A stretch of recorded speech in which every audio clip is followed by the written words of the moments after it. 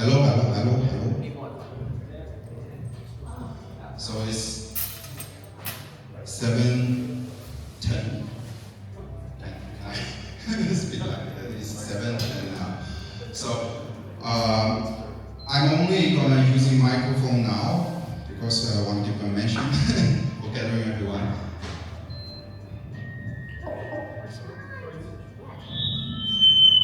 Find a comfortable seat. Thank you. Yes, I already know. Yeah. Too many big bags. 对的，你准备一个 meditation 的那个很清楚的那个歌单，不带那种，不带古典。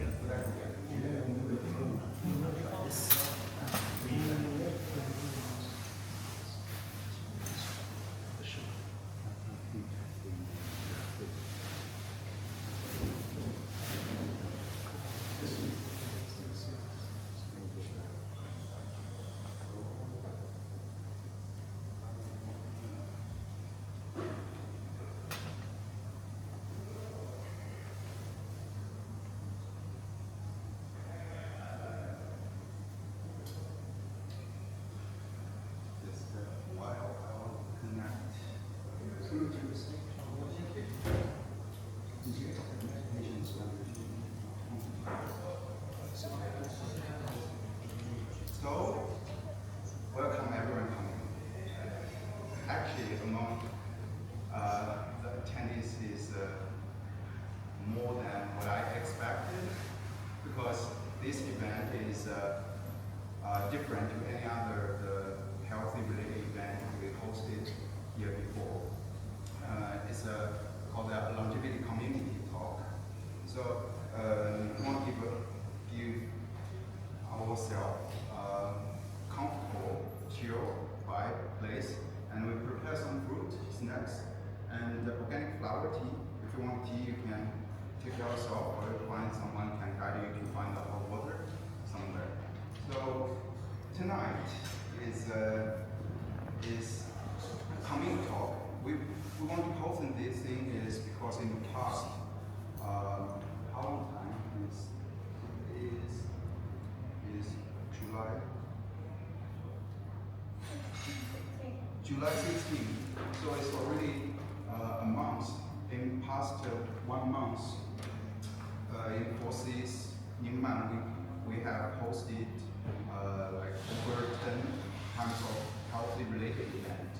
But always the topic is about longevity. But after a whole month, we want to host this community talk is we find there is not only one define of longevity. We find in past event we find QiGong, we find anti-anxiety, and we find this in this afternoon we have master sleep, the sleep master class, right? All this healthy related, but it's come from different angle. So I'm as a core contributor and the operator of this community, I'm really curious about, like everyone here, our thinking about longevity. When we talk about longevity, what are we thinking? So I mean, longevity is really a big topic, but what really made forces interesting is actually from Suzaru. It was a pop-up city gathered 200 people together living for 2 months. And Vic and me and some of our other partners, friends, all went to Suzaru before and find there was one core topic is about longevity. That's our first time to touch with that. After Suzaru, we come to Chiang Mai, and we find there's a lot of the meditation class and people going to temple have a lot of practice, different practice. It seems like people coming to Chiang Mai are looking for something, right? For internal calm or looking for the body health, for the low rhythm, like you can survive. You find the password of forces Chiang Mai is a survive forces. Keep everything chill, slow. But is that longevity? It's a little bit different compared to what we find from the frontier. I want to show some videos. There are multi-videos. Each of them very short. They are trailer video, but it's very interesting to show what happened in the frontier when people talk about longevity, what they're for. First is don't die. This man, Brian Johnson. We accept our inevitable decay, decline, and death.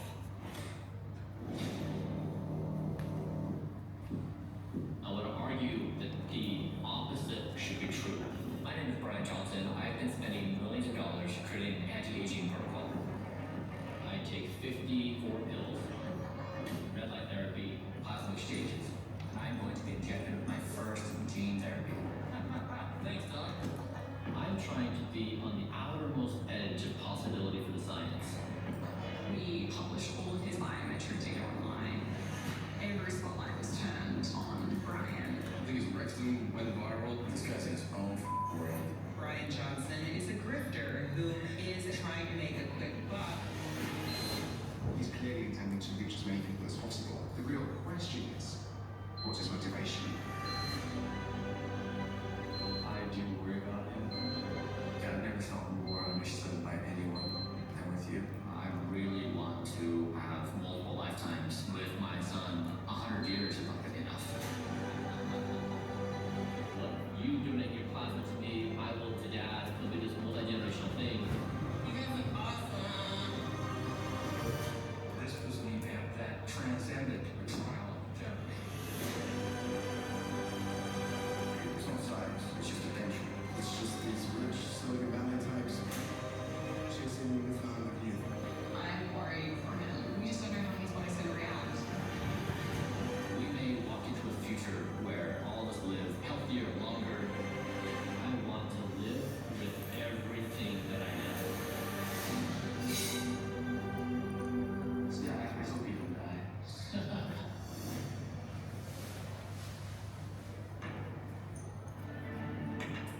So it's gonna do Netflix, and it's not published yet.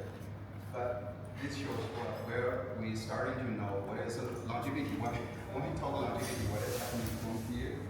And second is this one. It's a writer who write the book name is Outlive. It's a medical 3.0, how people can take care of the body and extend life. I want to talk about a graphical way that we can represent longevity.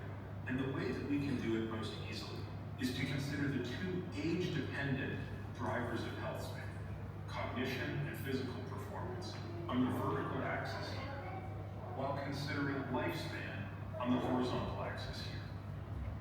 So let's start by turning our attention to the white line. The white line represents what happens without much of an intervention as a person ages. So a person is born here at time 0, and if you follow the trajectory of their graph, what's happening is as it's moving to the right, gaining chronologic years, and as it's coming down, the quality of their life is declining, such that when the line crosses the horizontal axis, a person is literally dead. The blue line represents what I believe the best medicine has to offer, which is to say, initially it really follows the same curve as the white line. But just as you're about to near the end of life, it comes in and manages to delay death by some period of time. Using amazing and heroic tools of medicine, it manages to postpone death by potentially a few years or more, but often without any improvement in the quality of life. Finally, I'd like you to imagine the red line. The red line, you can see, increases the length of life, though not logarithmic. It certainly isn't a science fiction extension of life. What most stands out in the red line is the way in which it reduces the decline of health span and compresses the period of decline. One way that I like to think about this is to ask the question, how much of a person's life is spent below about the 50th percentile of quality of life. So if you think about this being 100% of the quality of life, and this being about 50%,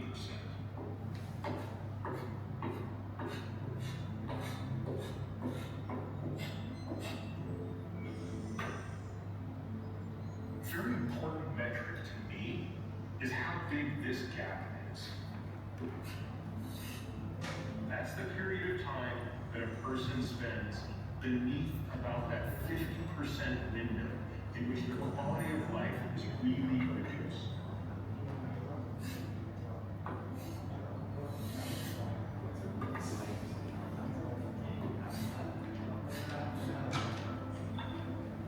The red one is where we want to be. Not just because you're living longer, but because you're spending a far narrower fraction of your life in the final stages of decline. This is what it means to square the longevity curve. In an ideal world, that red curve would be a straight line here that would drop vertically and instantaneously at the end of a person's life. Your curve is not set in stone. This is a malleable process. Now, it's not going to be malleable based on one pill, one magic workout, one fruit smoothie shake, or any such elixir. It's going to come down to a lot of hard work, a lot of understanding, a lot of sacrifice, and a lot of strategy. And while such a longevity curve represents a theoretical aspiration that can probably never be attained, it serves as a model for what we can aspire to.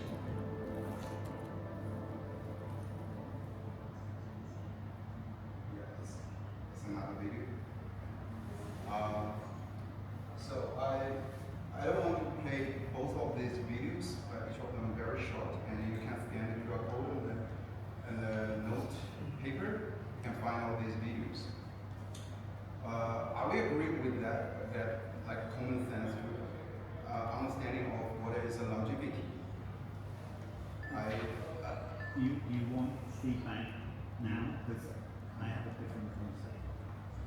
Yes, I know. That's what I want to mention is when I take all these ideas to review, what I find actually in the reality, in the real world, in the community, I find not everyone thinking in that radical way want to extend our life. Pills, mushrooms, juice, and practice every day, and you spend a lot of your time to just for healthy and extended life, right? We are aiming want to look to decrease anxiety, want to have a good healthy sleep time. These are all what we want. So in this tonight, this coming talk, I just want to explore what we are thinking about longevity. I think so. We made the name is this time is diversity. I found that actually is a spectrum from the spiritual building to the transhumanism.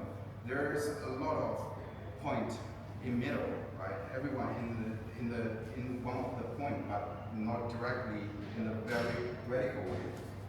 So that's a context introduced, and let's start the introduce part, self-introduce, and I want everyone to know each other, and keep in mind this is a chill community talk. We don't have to be professional, and everyone thinking is mattered. Also, as a Forces community, we already hosted for a lot of healthy related events, and some of the speakers are sitting in this circle, and we want to host more. We want to know what we really matters, and our understanding of what longevity is, and what we want to find in Chiang Mai. Yes, so I'm gonna introduce myself first. I'm Lin. I'm one of the core contributor of Forces community. I used to was in the Web3 industry, but because some reason, I can kind of explain in the future. That's because of my own ill incent me to trying to explore more of healthy and longevity.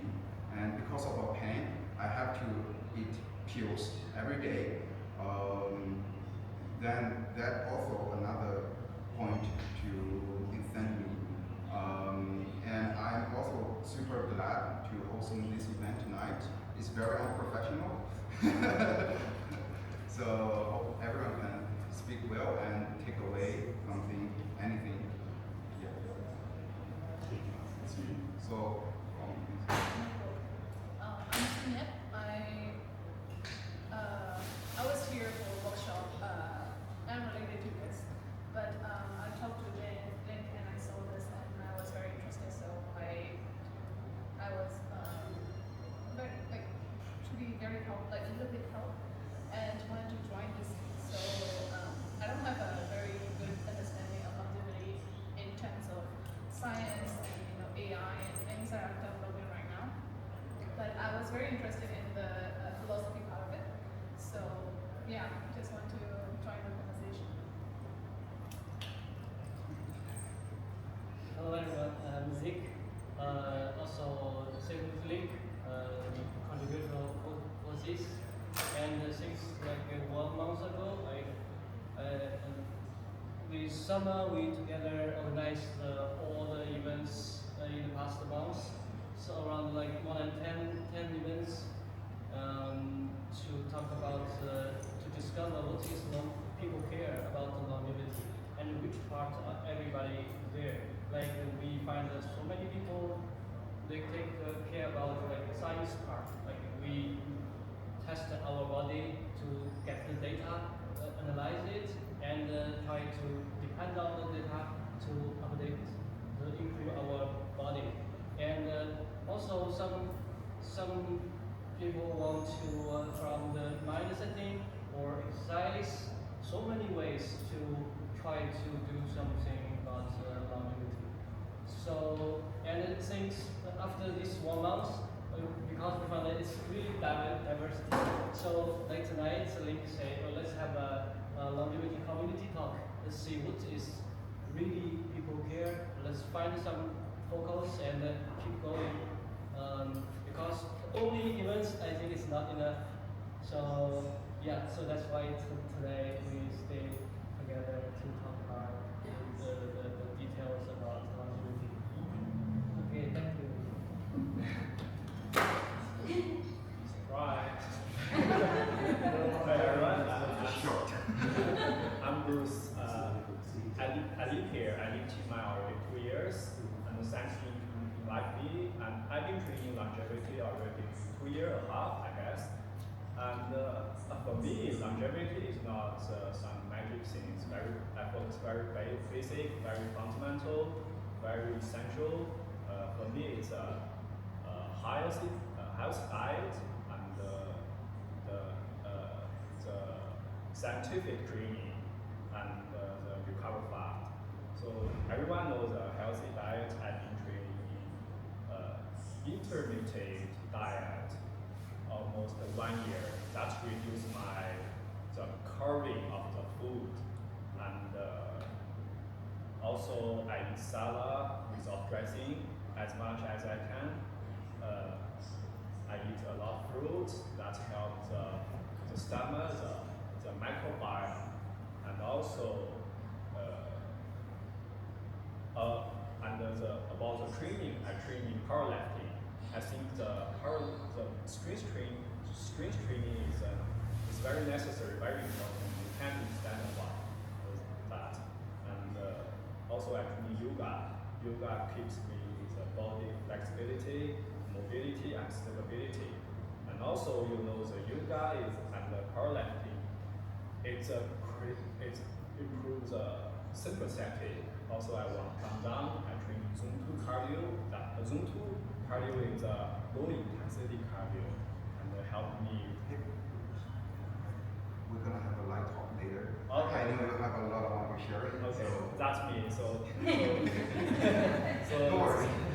So that's it. So I feel I'm interesting about everyone sharing their idea. That's it. Hi everyone, I'm Roland and I'm also a leader of courses. So a lot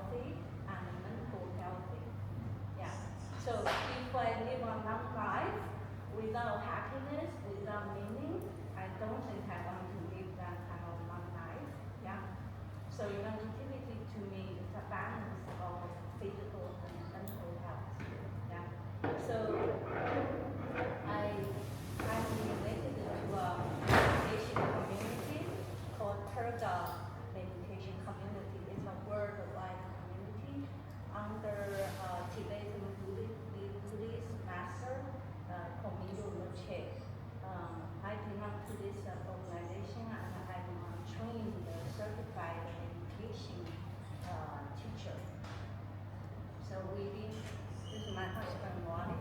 We've been following this Perga tradition for more than 100 years, and we've been creating the meditation community in here in China. So we have a regular meeting people to do meditation. It's part of the goal to deliver, mental health mostly. And through summer, we connected with forces here, and we were really host movie night, not yesterday. So we're looking forward to continue work together with forces to bring the peaceful meditation into this activity project. Hi, I'm Wally, as Laurel said. We're married, and I think I'm interested in the community aspect of this. I think that's what tagged me here to come tonight. I'm not interested particularly in living past what is natural for me. I mean, I'm probably in my 90s, given my family genetics. I think I like the chart of the second guy with the red line. Yeah. I think the last 10 years of life for so many people is just really suffering. So I think I'd like to work on that end. So to that end, I try to stay healthy. I agree with Laurel that inner sense of well-being, contentment is essential. So we meditate daily, and I think that's a huge benefit of understanding the priorities of I've taught religious studies as a career for 40 years. That's kind of my background. So kind of the spiritual side of this is what's most important to me, probably more so than the scientific advancement side. Personally, I will not choose to do any radical surgeries or any of that. I take this idea of impermanence. I will die. I contemplate that every night. That's a good point. I think we all can discuss later. Yeah. Choosing die or not die. Yes. Thank you. We can choose. Yeah, hi, I'm Summer. I'm helping to organize the events here. I have a psychology background, and I always care about well-being. I think the quality of life is definitely more important than the length of life. Since you find out the meaning of life and have to have a meaningful, happy life. That's my, that's it.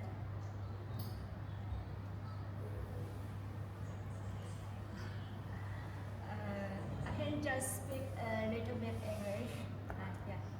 I'm Lieutenant, and I came here for several months. And this is the first time I came to 4C.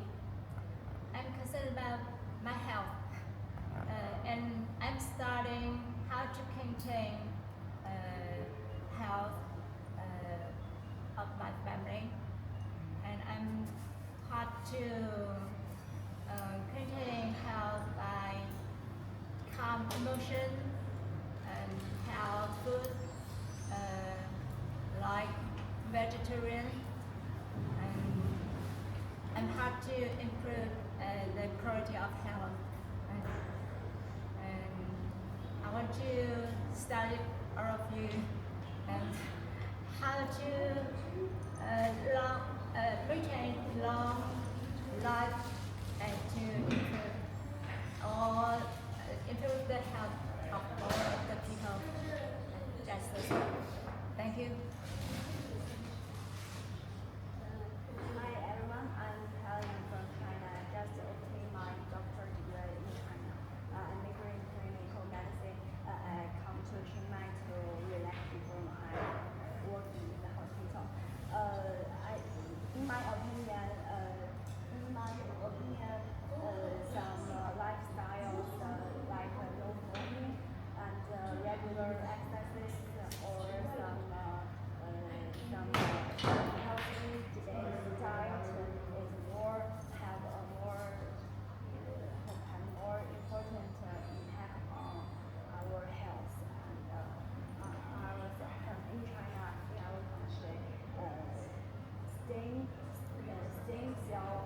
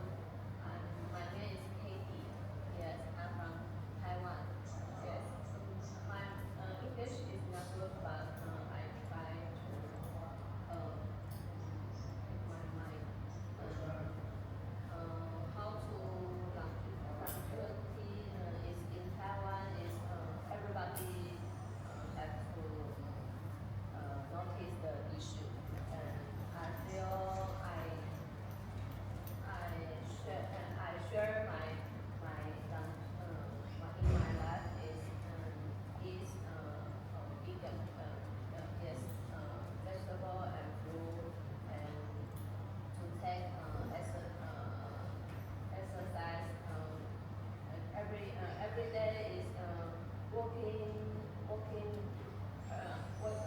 and riding the bike. Yes. So in Chiang Mai, yes, I go to I live in Chiang Mai is 2 months. Yes. So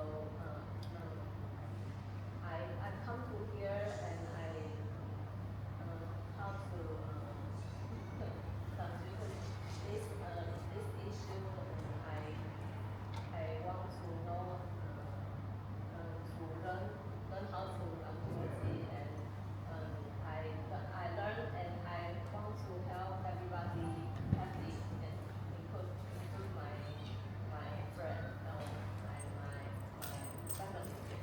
Thank you. Hi everybody, I'm Jamie. I'm grateful that you're speaking English. I don't speak Chinese, so thank you. I'm a sensory motor psychotherapy practitioner and internal family systems and trauma-informed approach. So I'm very interested in mental health. Both of those approaches are experiencing the body-mind connection. So I'm really very interested in this connection and how this can affect our experience. And one thing I was struck by watching this video is it's a very linear view of life and time. And the Greeks had two gods of time, chronos, chronological time, and kairos, subjective experience of time. And just like Wally said and others said, I think if you live for a long time, you're spending all of your time worrying about your health and you're doing your pills and getting your tests and taking your son's blood, like Brian Johnson. I think maybe, are you really enjoying your life? You know, you don't say, if you're in Chiang Mai, you don't say, how long were you in Chiang Mai? 8 days. Oh, okay. You say, how was Chiang Mai? It's the how that I think is more important than the what, especially when we don't know what will happen tomorrow. So I really think the focus, for me, is the most rich, is expanding our experience. I think some of the people here can directly echo with your understanding.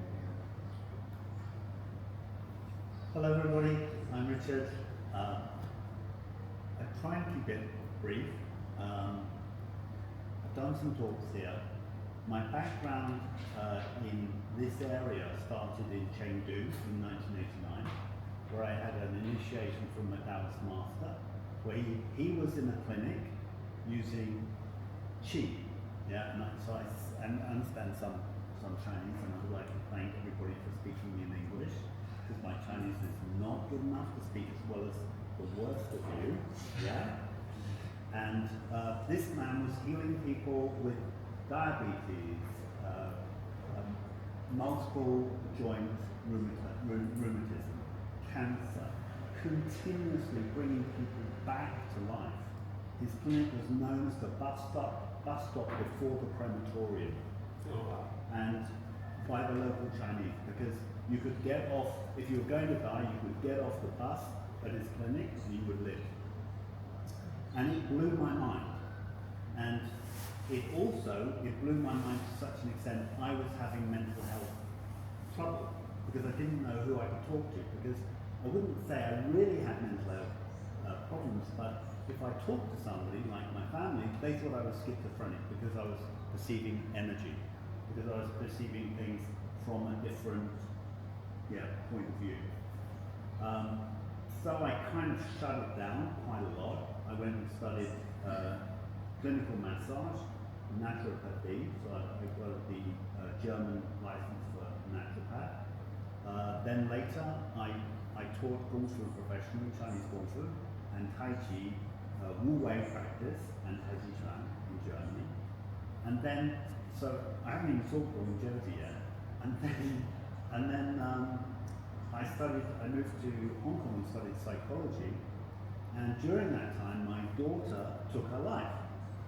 And when somebody takes their life, you realize longevity means nothing unless you can get there. And so there has to be, in my opinion, I also felt that it was very important that she didn't realize that life doesn't end. Your energy doesn't end when you kill this body. Yeah? In fact, you probably cause yourself more problems than you realize. And I felt I'd failed. And I still feel that that gave me a very, very strong motivation to say, okay, I need to get this energy information out to people. And I started just as COVID started, I started a podcast called Discover Energy Work. And I interviewed anybody who had an incredible energy or spiritual experience. One of the guys was a Harvard professor of medicine. He's a director of psychiatry in a hospital in America, and his background was not the normal, white-collar background, but he was a Merovingian, so he was like Amish, Dutch Amish, and he studied people, and suddenly he's doing medicine, and suddenly somebody gets a spontaneous healing. They've got lung cancer one day, the next day, gone. So he said, why? And they said, it's a statistical anomaly, it doesn't happen very often. So he said, let me study the statistics. And he discovered it's not a statistical anomaly. So one of the things I wanted to say, nutrition is not very scientific because you can't do the experiments, so we're all stabbing in the dark. What we really should be interested in is spontaneous remission. At least that should be something that we look at. And longevity for me is, what meaning has life? If I think Martin Luther said, what have I got if I can gain the whole world? If I sell my soul, I have nothing. Yeah. So to a certain extent, I do very much believe that there's a spiritual and an energetic aspect, which is really, really important. And even if I die tomorrow, but I know the eternity of my own life, I live beautifully today.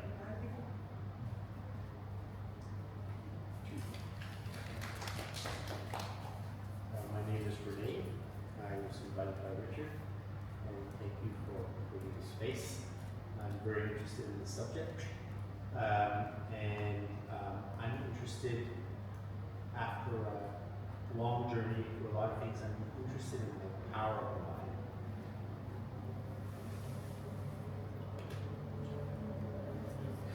I'm just taking some notes. Yeah, super interesting. Thank you everybody for sharing. Thank you, Link, for putting this on. My entry point into this was through Summer, who introduced me to Zeke. And so I'm just grateful to be a part of this community. I've been here in Chiang Mai for almost 7 years. And since 2019, I've been doing and leading biohacking meetups. So, we're on, I think this month, like number 90, something like that. So this is very interesting for me.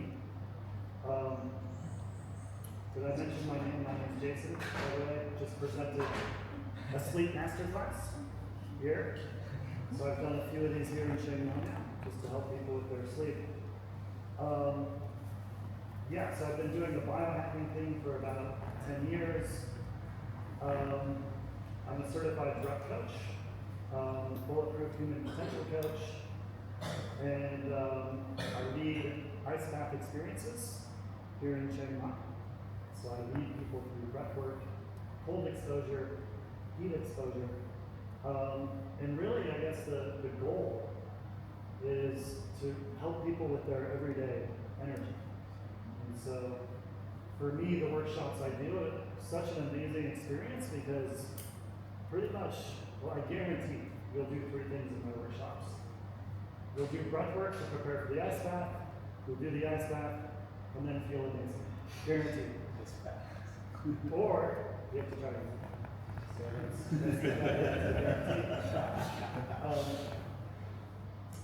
but yeah, so coaching, a lot of different things. I've put courses together in the past.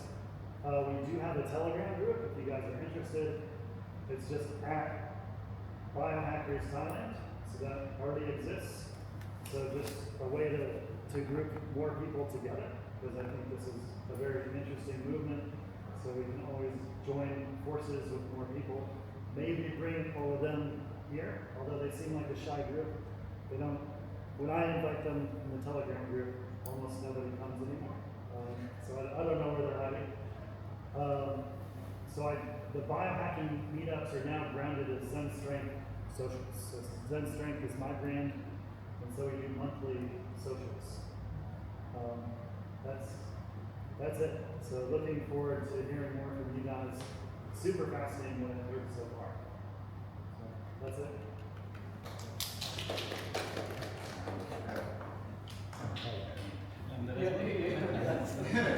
The first question? No, actually that just for showing now, and later we're gonna discuss. Okay, so this is like an introduction. It's just yes. Okay. Well, hi everyone. My name is Giancarlo. Well, I got into longevity. Actually, I didn't put that name to this kind of thing before until I came here. But when I was talking with Summer and Zig the other day, it reminded me of one of the talks I used to have with my master in Peru. I remember I was having a coffee with him, and he was telling me, you cannot train the same at 30 years old as if you were like 120. So this is like a normal talk with him, like talking about surpassing that 100 years old and still training Kung Fu. Like that's what he teaches. So I didn't see it as longevity until now, but that's something that's included into Kung Fu, QiGong practice, meditation, which is something I studied for many years. And that's some of my background. I also studied Chinese medicine because of that. I started with Kung Fu, and then I became a Chinese medicine doctor after that, and then that's it. In Chinese medicine, you also see a lot of longevity practices, and Chinese medicine, the root of Chinese medicine is not to cure disease, it's to make you live longer and healthier. So that's it. Yeah. And that's, I think that's longevity.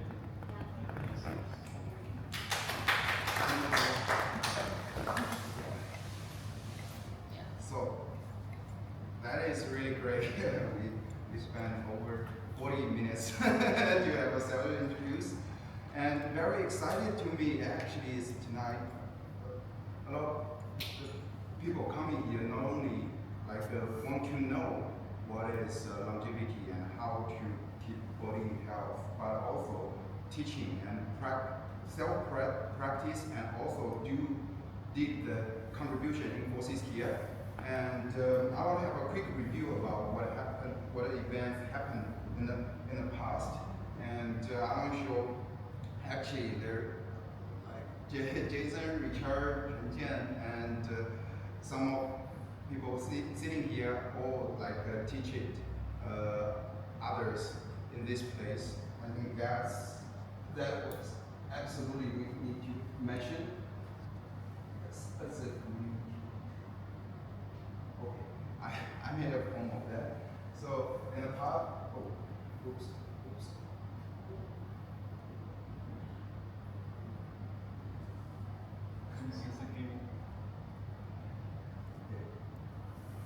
Yeah, it's a quick review. We had before today we had over 10 kind of different events. The mind of addiction, video guided mind addiction, level of life, engineer flow, TaiJi, loneliness, relationship, connection, QiGong, how to deal with anxiety, TaiJi, emotional intelligence masterclass, and movie night wandering are not lost. And this afternoon sleep masterclass, that's really great. I think we deserve that for that. And yeah, that's all the posters, and there are some photos from all this event.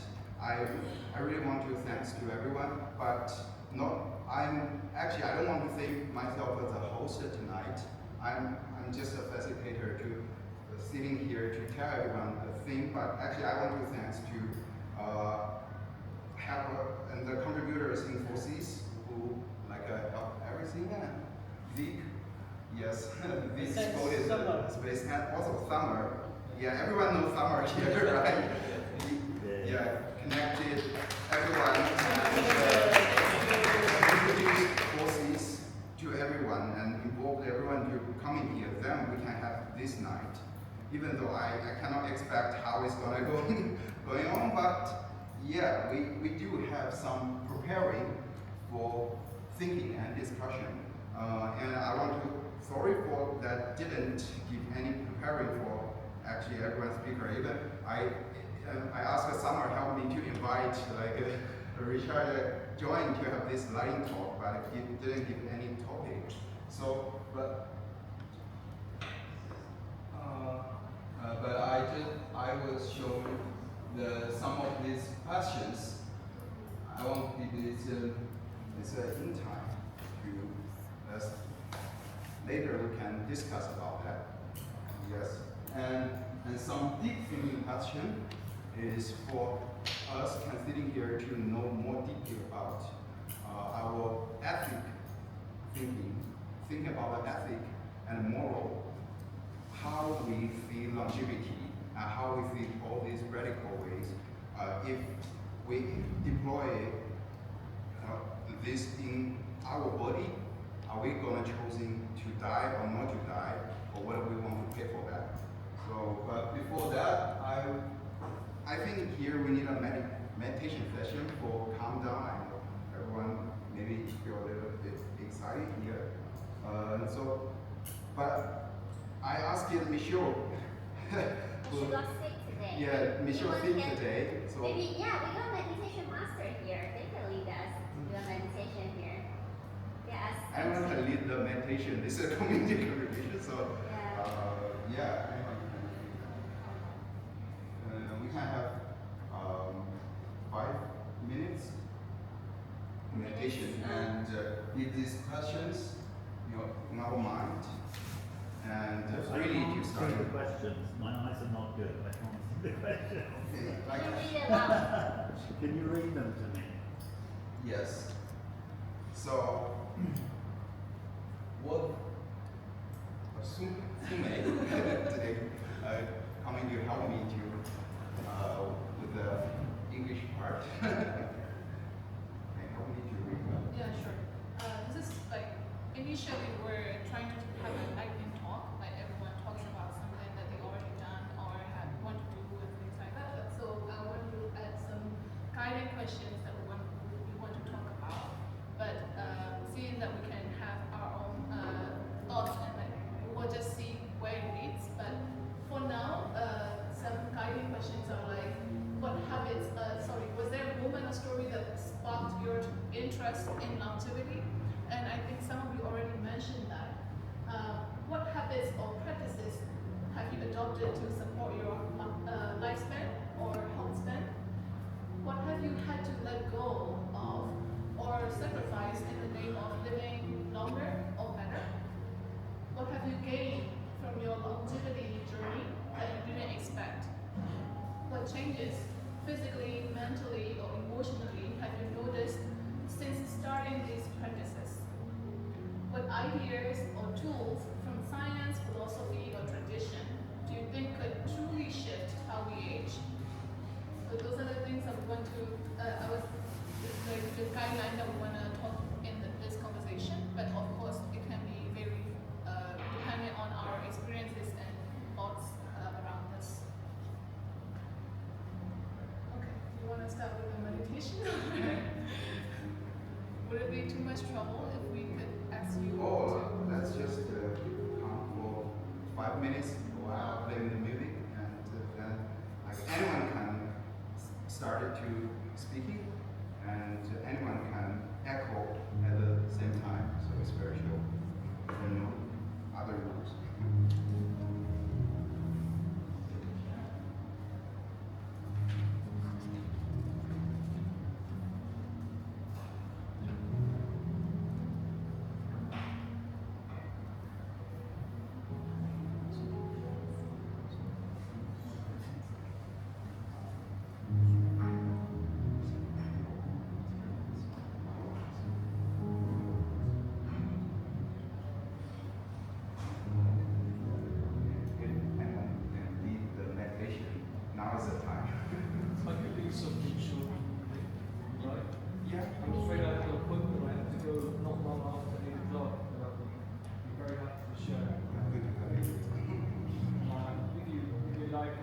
also sharing on Friday on the topic of mental health.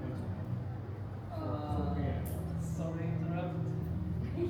Bread and some food to us is not that longevity, but very delicious. Delicious is longevity. Yeah. So here, this Chinese food, shopping, very good. But and now it's still hot. Now it's Yeah. China. So you can have a meditation on food, on its lovely taste, enjoy the sensation, or if you feel comfortable, close your eyes, and just notice the alignment of the spine. Notice that the spine's curving down around where you're sitting. It's straight where it touches between your spine and top of your head. Just like you to imagine that gravity has just increased its power by about 3%. Just allowing the ground beneath you, the seat sitting on, to take your weight. Perhaps there's a little less effort you can make. Just noticing the natural alignment of you. Noticing the temperature of the air on your skin. Fluctuations of the air. Perhaps it's different in different parts of your skin. Noticing the smells you smell in the air as you breathe in. So the different ones you can identify. Noticing where your awareness of smell is. Is there a location? It's different but the same as your awareness. It's the location of your awareness. Sound, music, sensations, skin, air. So invite you to bring your attention to your breath. Wherever you notice it most, perhaps it's around your nostrils, perhaps it's the travel of the breath to your diaphragm. So invite you to take the longest breath you've taken today.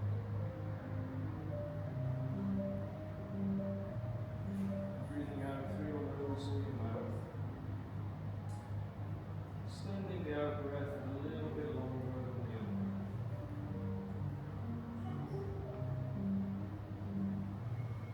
Having a couple of cycles of breath, so 3 more together like this. Longer out than in, so in for about 4, out for about 8, 3, 6, horizontal. Inspiration. Respect your body-mind system from fight or flight to rest, restore, digest. We also digest experience, how your day was.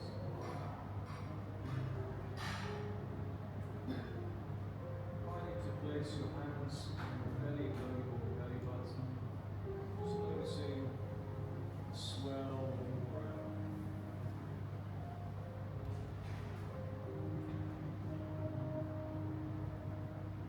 Next, in breath, invite you to ask yourself, what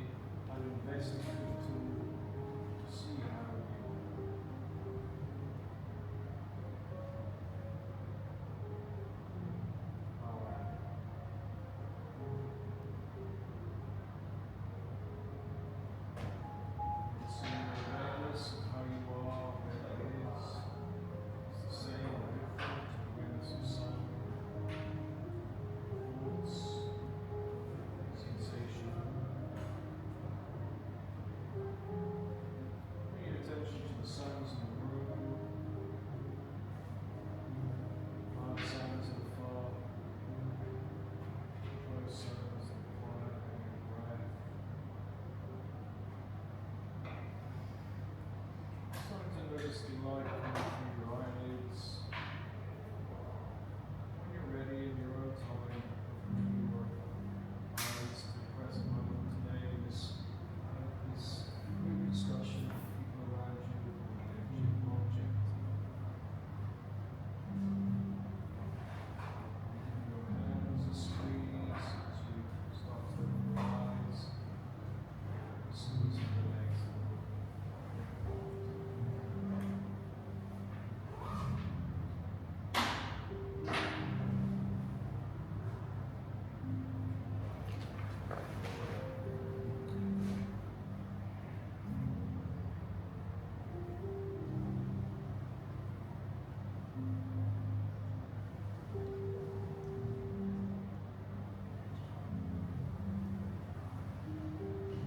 Okay, thank you very much. I hope you have calmed down. And with the questions that we're posing here,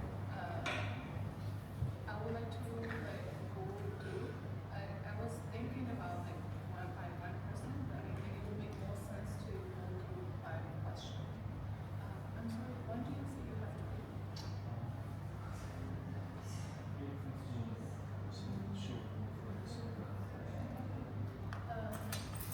So, first question, is there a moment or a story that you like to express an opportunity? And there was something I know, like some people, for example, back pain or having to take some pills. Is there anything that you would like to share about, like why or how you got, you want to get into longevity? If not, we can move to the next question. I know like some people already covered, but if you want to talk about a little bit more about that. And share my story about making that healing people. So I think I'm more interested in healing and quality of life than longevity. Because I think I don't know, I'm 61, so I've already done quite well. For me, yeah. But if you were like 35 or 40, do you think like if you were now 35 or 40, would you think you would do differently? In a way, there's a professor called Howard Hirschfield, and Professor Howard Hirschfield researches why young people don't think of longevity, why young people don't invest in retirement plans as much as they should. And a lot of it's a fascinating topic because people don't think the future's going to come to them. Young people are ignored. It's true. So Howard Hirschfield, in fact, I would say, you need to look at Howard Hirschfield's research and start to understand. If you're talking the longevity to people who are 60, 70, or whatever, it's great. But actually, you need to be talking to the big market, which is the industry, and then you start realizing. I mean, I'm so impressed. Yeah. I mean, you're probably like 52, but you look like 25. Yeah. You look so great. I'm so impressed that you started already, and you guys started already. But it is pain that drives us. Yeah. To look at this. It is what? Pain. Some sort of discomfort that drives us. It certainly drove Buddha to make an odyssey. I want to talk about that thought about young people getting into longevity. My own thought is when I retire, I want to retire army. It's 45 and I'm done. Because I want to stay in the hillside with a small house, 2 dogs, and I would go hiking and explore the nature and stuff. But when I think about it, if I'm 50, 60 something, right, how would I enjoy hiking I enjoy now? Right? How would I enjoy exploring the nature and sleeping with the tent in the rainforest or whatever? If my body is strong enough to do that, right? So my philosophy is people should just learn and explore and enjoy life when they are young, and when they are old, they have so many experiences, wisdom, and learnings that they've already learned that they can contribute to the society. They can work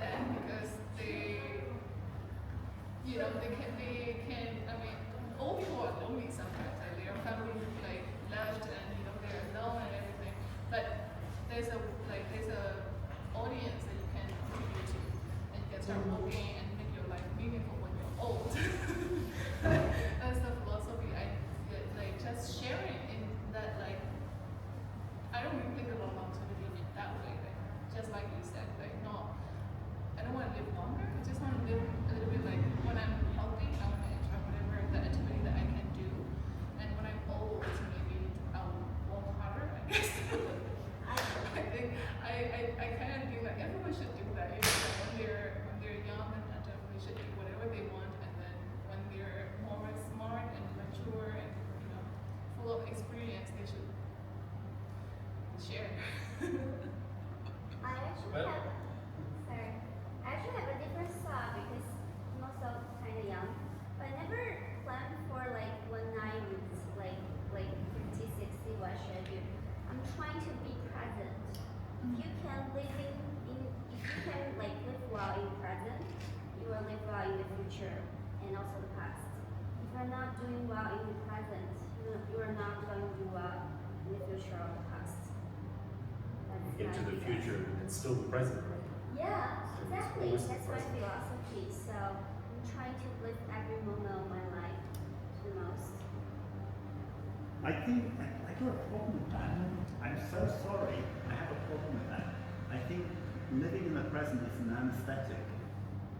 We stop thinking about the future, and we need to plan for the future. We need to, the great civilizations have thought about our descendants and thought, I need to plan for these people that are coming after me. I need to take care of this planet, That's for true. example. Yeah. So I've got a problem, in a way, I have a problem with the eco-troller, this whole thing. I think it's it's giving people an anesthetic. They're literally drunk on the present, and they stop thinking. Yeah, they're zombies, in my opinion. Yeah, it can. Now that's a bit hard, but it can get to that point. And I do feel that it has absolutely a great positive anesthetic effect, but it's like I teach, like +1, -1. You need to work in all areas. Yeah. The zero in the present. I'm not saying being present is not planning for the future. Being present is like I'm fully be with you, like I'm fully 100% living in the present. Like when you do like do anything, but if you are thinking about the future or the past, you are not exactly doing that, right? I think it's got to be balanced. If you are planning the future, you also need to be present to do the planning. That's what I'm saying. Sure. Yeah. Sure, but I've noticed, I've seen I'm not talking about you, but I've noticed quite a lot of people are like guru-like saying, just be in the present. Actually, no, it's like that guru-like destroy the ego. Like, it's very dangerous. It can be disassociation from reality if your actions in the present are going to destroy the future, then it doesn't. Do you know what dissociation is? Yeah, my experience when I was younger kind of resonates with what Richard is talking about. I come from a house where everybody is sick. So when I was younger, my parents used to medicate me. Like they didn't take me to the doctor. They used to medicate me for anything I had. But still, they were getting sick all the time. I was getting sick all the time too. So at some point, I had to say, why? Why is this happening? If they are talking to me about health, when you get sick, you have to eat better than when you are healthy. What's the point? You need to eat healthy so you can preserve your health and not get sick. That was my point of view. So after a few years, I left home and then I started my training. And then I remember I was coming back to my mom's home again, and I used to eat different than what they were eating. And one of the things that they used to tell me is, why do you eat like that? Are you sick? Are you feeling sick all the time? What's your problem? Okay, so and they were telling me all the time that you should live in the present. You should enjoy food more. You should eat whatever you want. And I was like, no. I want to live longer and better. That's why I'm eating like this. And this is useful for me training. So there is no point for me. Like I'm actually agreeing with what Richard is saying. Like you need to. It's okay to live in the present, to enjoy what you're doing, but you also need to think what you're doing for next years, and also what's your gift for the next generation. What are you going to give them? Like that, I think that's the point of being here also. Like this talk is also about that. So it's okay. I mean, you are fully in the present, but you're also it's like making like a footprint or something like that. You know, this is what I want to give to this world and for the next generation. So I think maybe that's the point. I don't know. But I think the tendency is, like according to Hal Pasha, this is scientific research. The tendency is people, actually it's language based, so Chinese tend to think of the future more because their language doesn't have it quite as much as English and German. There's a whole, I've read this book, so it's a fascinating subject, but it's something that if you're thinking of longevity, you do need to get people thinking about their future self. And of course, we need the present, that to really quite neutralize us, to connect to like our projected demons, so they're not necessarily here right now. I've not heard of this idea that being present kind of, what did you call it? It's an anesthetic. Anesthetic, yeah. So it's, I'm not against it fundamentally, but I find so few people could ever get themselves to the point where they're completely detached about the future. I mean, essentially, the mind is always racing through scenarios. Maybe being present is just slowing down so that we can behold the whole picture. We can kind of see the options, the opportunities. For me, the biggest impact on my life was just literally slowing down, doing less business, worrying less about trying to grow quickly. But it's an interesting paradox because that actually made everything better. And all of a sudden, it became clear that I actually didn't need that much. I needed something. But I felt like now I'm present, like more present. What's good for me is clearer because I actually feel everything versus trying to race ahead. Actually, from that point of view, thinking about the future is also like an aesthetic, right? It's like, for example, when people rush, when they eat, they don't feel, they don't taste the food, they don't like, they're not aware of what the food can make, the impact of that food in their bodies. But if you slow down and you taste the food, you can know like which food is poisonous, which food is good for your body, you know.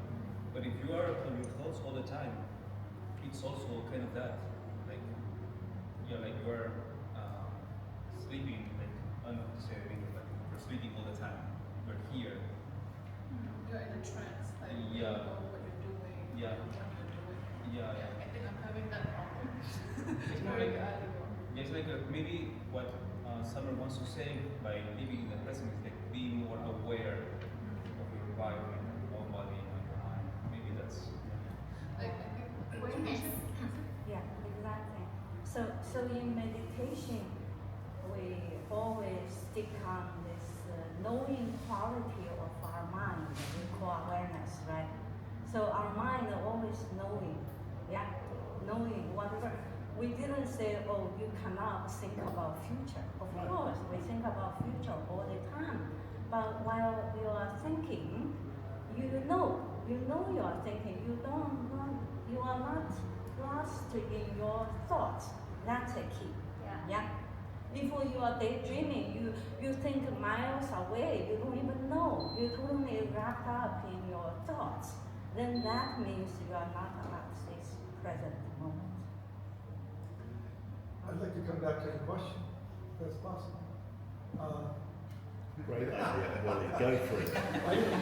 I don't know if I got interested in longevity through this necessarily, but being close to my grandmother and my father when they both passed away, and just witnessing the frailty of life, and knowing that it's possible to die well.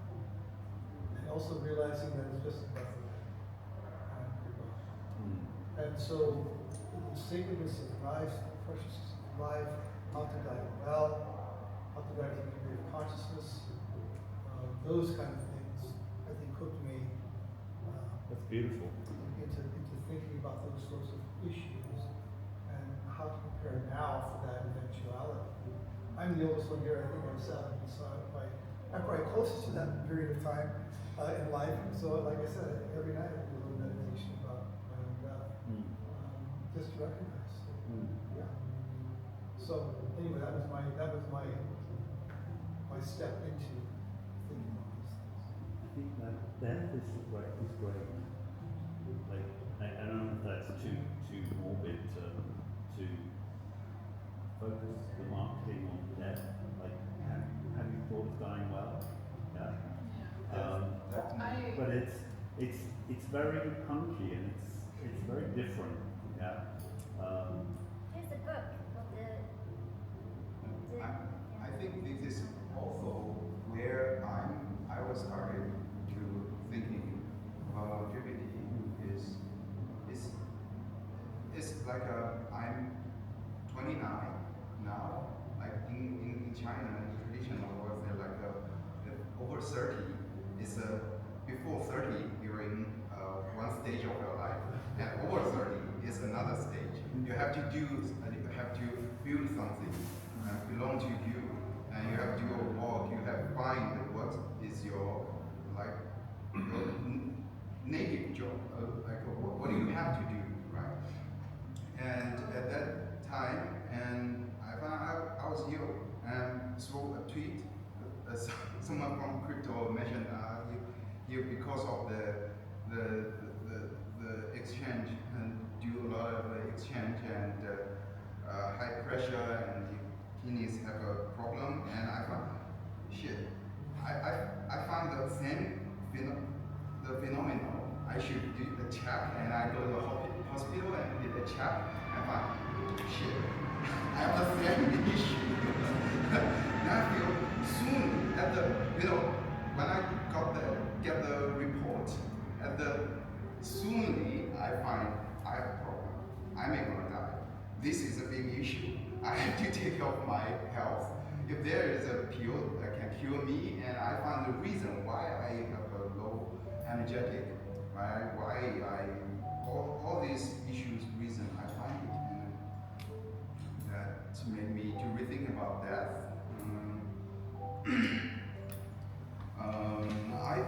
Why death now is a big problem. I think most of the people who starting thinking this question just arrived that this stage is like a 29, 30. They're from they're born after 1980s, born after 1940s. They just got some achievement, or just starting to do some achievement. Not started yet, or already finished it. Starting to thinking about death. So yeah, I agree with that. Death is a big topic we need to discuss. Later we're gonna have more radical questions. Now a lot of people starting to think if dying is we can cure it. We don't have to die if really we have a pill. I didn't play a video is about some guys say that AI can cure every kind of medical ill. Yeah, they were doing some kind of protein generating, protein modifying kind of things, like the AlphaFold or something. They got a Nobel Prize. They're continue with the protein genes in our body. They're trying to build have medicines or a cure for any other possible diseases that you have. But it's one of the conditions, right? It's not the whole answer for living longer. If you don't have physical illness, but what if you have mental illness? You're not happy, you have so much anxiety, you're depressed. Then what's the point of just like that, right? What's the point of living longer if you're unhappy? That's also one thing, right? I'm sorry.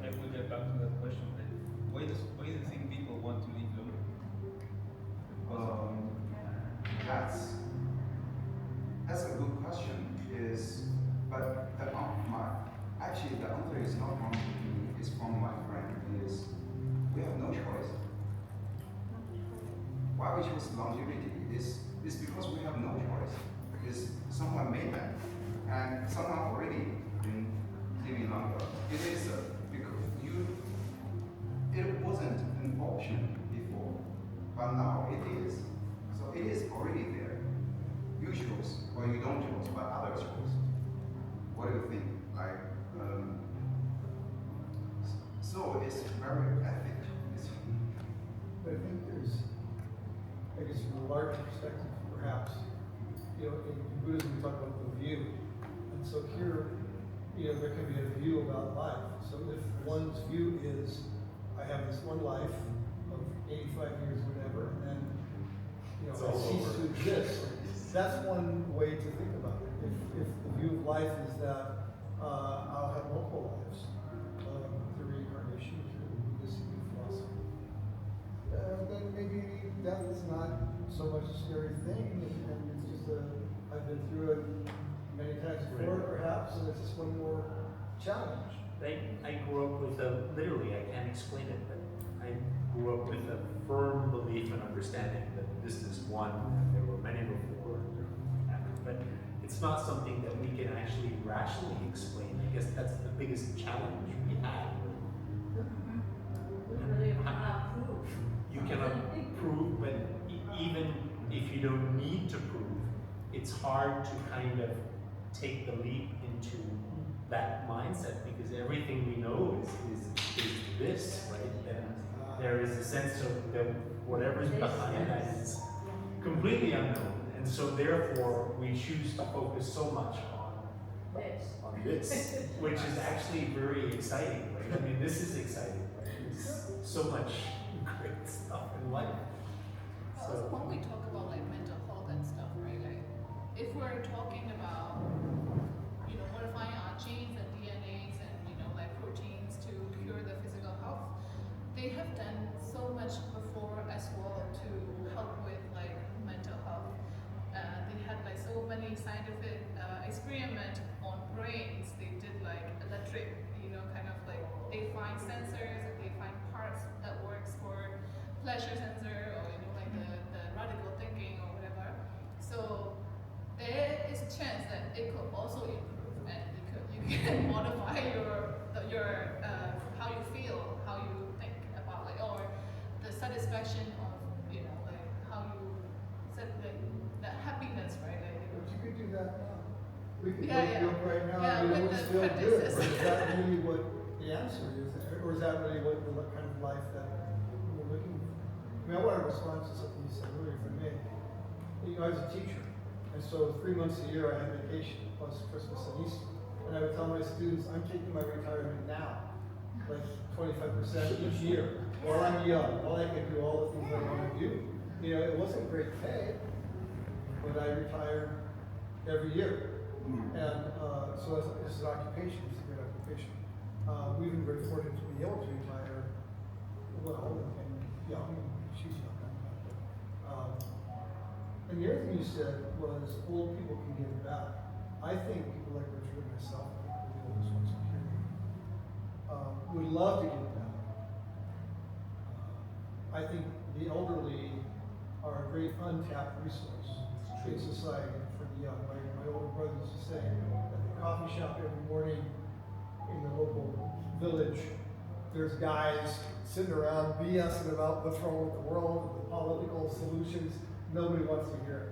So if young people want to hear from the elderly, I think there's a ton of wisdom that people have through experience. Yeah, like it's not my like your channel to share, so you just have to ask. And by the way, especially in Chiang Mai, right? I mean, there are so many incredibly fascinating people who are older in Chiang Mai.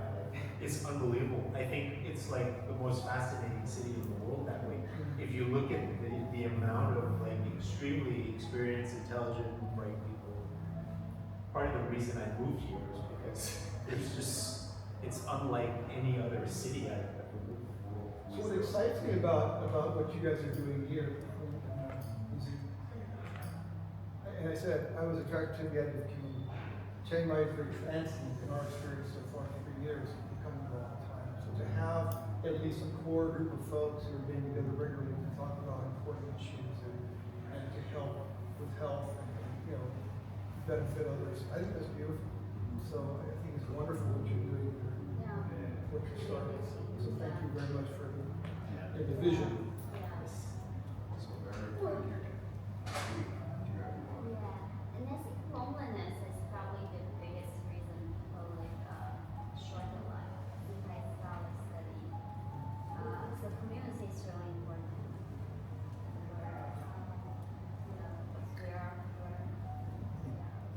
It's interesting, and I don't want to be that wrong, but when you're talking about pleasure, electronics, which means give you pleasure, or a drug which gives you satisfaction.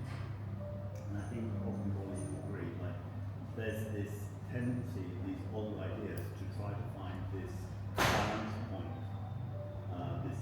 this neutrality and peace, which is beyond, pleasure seeking doesn't make us happy.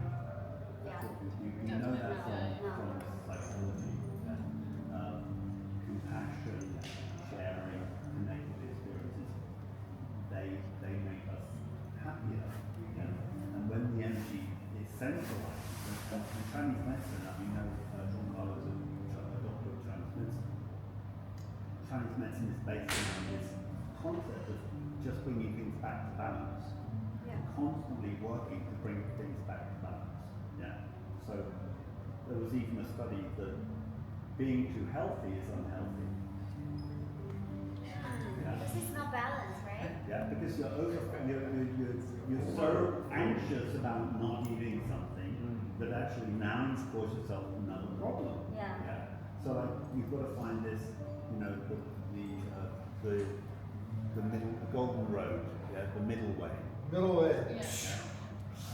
Yeah, that's kind of what struck me about Brian Johnson and his seeking longevity. I mean, I'd argue, I'd probably love to be in his shoes with millions of dollars to spend trying out all these experiments. That would be fun, but I've seen that documentary, and I think just in that little clip, the thing that struck me was his disconnection from the natural world. When I talked about this in my sleep masterclass, one of the first things he does when he wakes up in the morning to get enough light into his eyes and his system, he uses an artificial light that's over 10,000 lux. I'm just like, come on, man, just go outside. Just step outside. So that's one thing that struck me. But I mean, in a way, I'm really envious of that. But at the same time, I'm like that. I don't think that's for me. I want to find I love biohacking, but I like to take a nature first approach to it. So find the simplest and most natural things I can do first. Well, in Chinese medicine, you have these two concepts, Zheng and Jie. Zheng is right way. It's center. And you have Jie, which is inclined. Zheng和邪. It's Zheng. First Zheng? Zheng, okay. And Jie? Jie. Okay. Second. Jie. So Xian is what? Zheng it means correct. Zheng means less. Jie means inclined. off. So usually you get sick when you are Jie, when you are inclined when You're not in the center, not straight. you're in the center. But that little clip of Brian, is it Brian Johnson? Yeah, Brian Johnson. So, my understanding of nutrition is it's not really very scientific at all. We don't have the data, and he's going to the extreme. I think it's dangerous. I think he's a problem waiting to happen. But you know what? They don't have data about that. China is good at data, collect the data. Oh, The big, what's the name of the company? It's a genetic-based company. They have a lot of data. WuWei, yes. They made a nutrient something you can eat every day, but they capture the data from all Chinese. It's only good for Chinese. So they can do that, but it's about data. If they really can get that, they have some very非常暴力的方法。 violently. Just yeah, we put all the data in the center, centralized. So can I ask a question?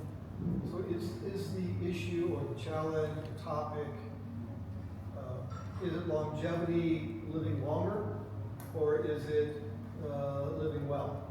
I mean, what do we mean by longevity in that sense? What's really the core issue that your community is trying to foster? Just some days ago, I saw a documentary about Kevin Kelly.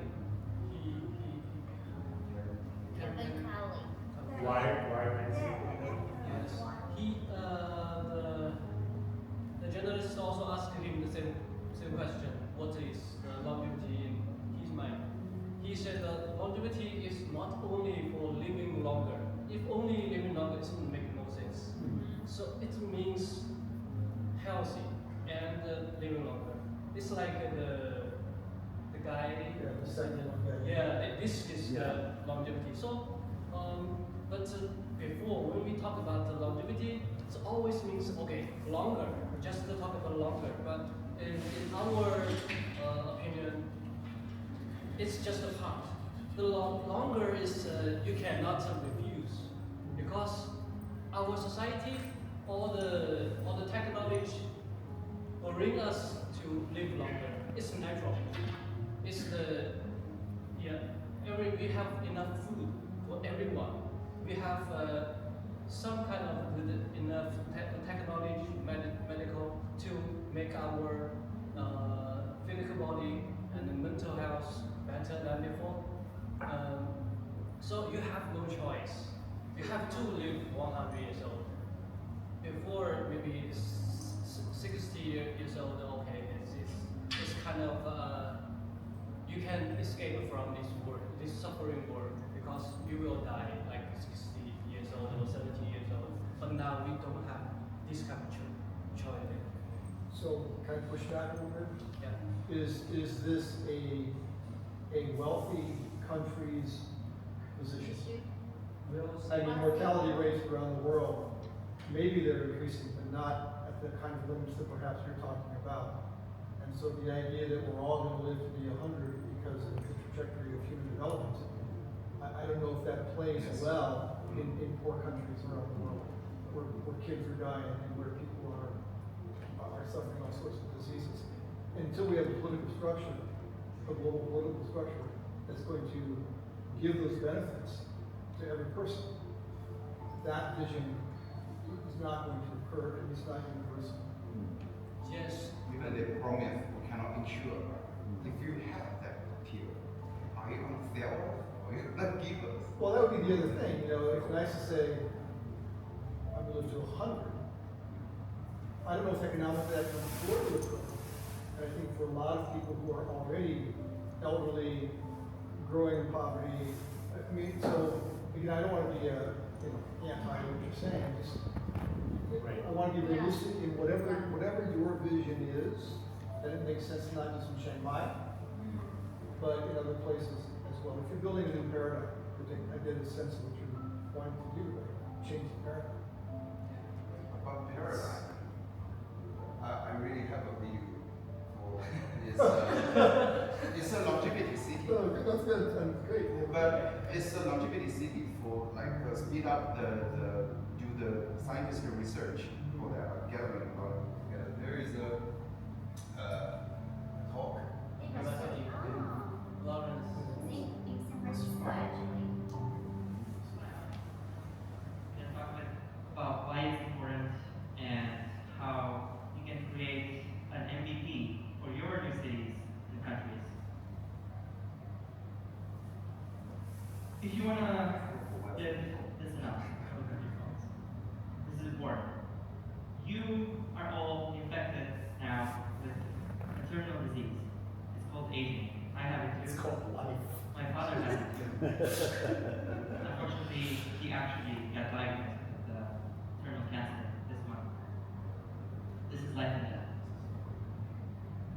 we have to stop fucking around and dream big. We can coordinate, put humans on the moon. We should coordinate pure aging before this terminal disease kills you or your loved ones. We should exit this regulatory environment that says that is monopolistic, paternalistic, that tells you what you can and cannot do with your own body, creating this invisible graveyard of people dying before they can get access to life-saving medicine. Just like my father is denied risky treatment because it's risky, but he's gonna die anyway, waiting. But there's an antidote, drugs that target aging. So instead of managing symptoms, keeping people in a poor state of health for longer, we can actually address the root cause, which is aging itself, and prevent these diseases. Because aging is malleable. We've shown that with dozens of... I think we can stop there. They're not really showing the theme, but there was one city around, it's beside America. What's the name? Honduras. Yes. There was some kind of concept. Concept thing. Sorry, I interrupted that. I really want to show that because I prepared. Yeah. No, I get the longevity. Like people, why would like living longer? Also, mostly applies to the developing countries or like wealthy countries, right? Currently, I don't know, some people would know it, but Myanmar is like facing coup, right? And where just everyone, children or adults, are just wishing that the coup leader would die. Like every day. It's like, why can't he die? Like, when is he gonna die? Someone should assassinate him. Right? Like, and one thing, for example, if the longevity, like anything is possible, he's gonna be the one who can get access to it. Like, not us with no money, right? Like, so yeah, like wealthy is the medicine for wealthy. It's definitely it's gonna be the starting point, right? Like,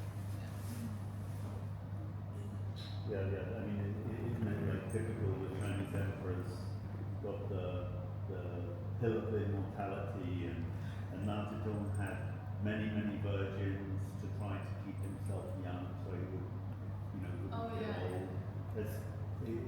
There's a whole long story about trying to stave off death, and we're back to death, really, yeah, and the fear of death. If you're driven by death, then in a way,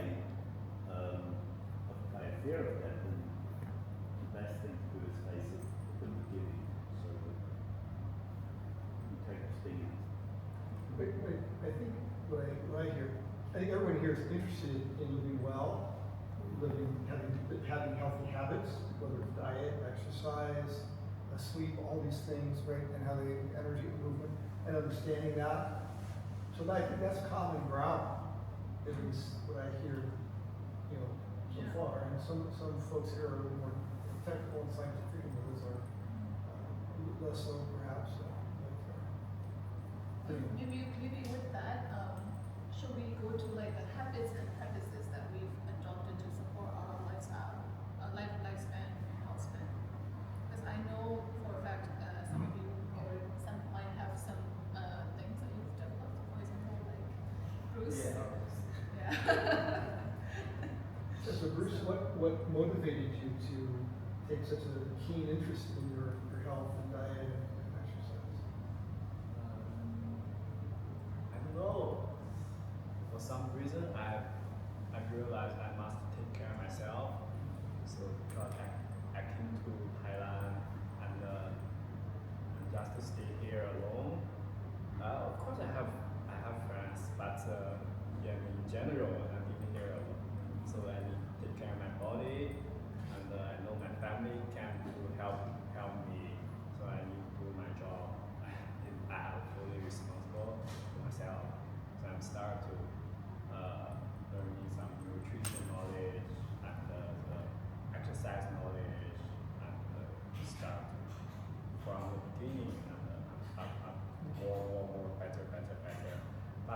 also I have this question because I repress my need, and I lost that freedom of choose the food, like Richard said. I really confused about, oh, I eat this, it's not for my health, I eat this. Actually, it's triggered my a lot. Anxiety or some the bad feeling, bad emotions. So now I'm in the middle. Now I'm in the middle. I feel like the Brian Johnson that way, or some biohacker that too much, too over that.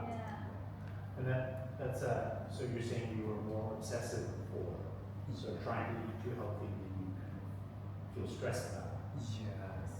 But did you have an experience where you suddenly said, I've got to take this in hand, I need, suddenly, was there a moment or an experience where you said, I've got to take care of my health? Was there something to trigger?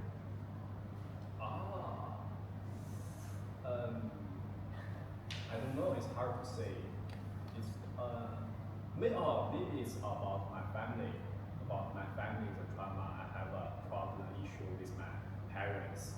So I realized they always want me to give their emotion value, take care of them. But actually I'm a children, they're the parents. So I said, parents, I can't take care of you. I can't take care of myself. So I'm starting to This is a way how to take care of start with meditation. Yes.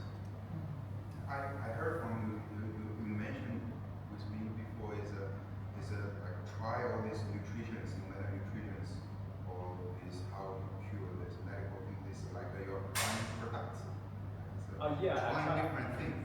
I tried a lot of supplements and also but now I just try maybe 4 or 5. Very basic, vitamin C, magnesium, something like that. But I used to do the NAD plus injection once a year for the 3 years.